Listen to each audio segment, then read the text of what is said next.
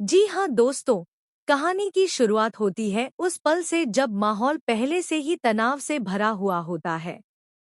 घर के अंदर बेचैनी है, बाहर खामोशी है, और तभी बंटी दौड़ता हुआ सूरज के पास आता है। उसकी सांसें तेज चल रही होती हैं, चेहरा घबराया हुआ।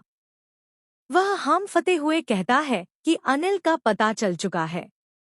यह सुनते ही सूरज का चेहरा गुस्से से लाल हो जाता है।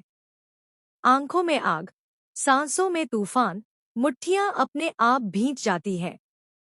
उसे ऐसा लगता है जैसे अब सच्चाई बस एक कदम दूर है।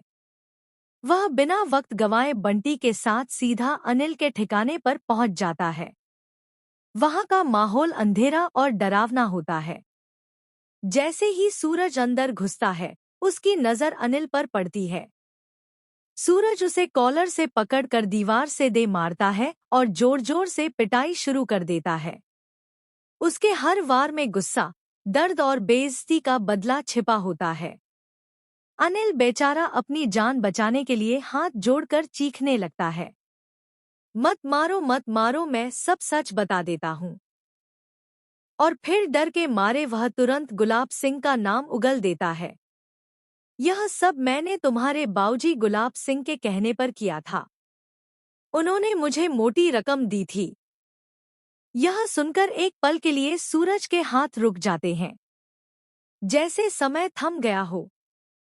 पर उसे यकीन नहीं होता।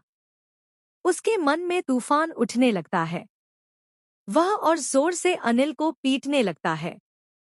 झूठ बोल रहा है तू।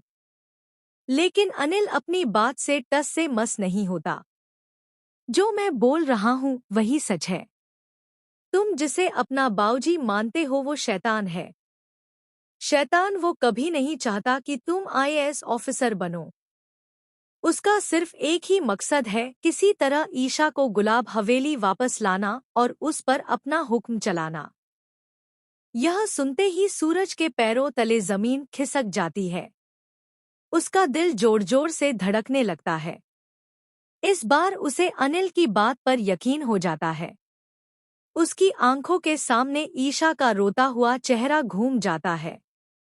गुस्से में आग बबूला सूरज बंदूक उठाता है और सीधा गुलाब हवेली पहुंच जाता है।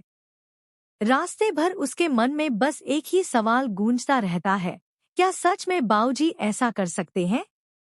हवेली के आंगन में खड़े होकर वह जोर से आवाज लगाता है, बाऊजी। आवाज इतनी तेज होती है कि पूरे घर में गूंज उठती है।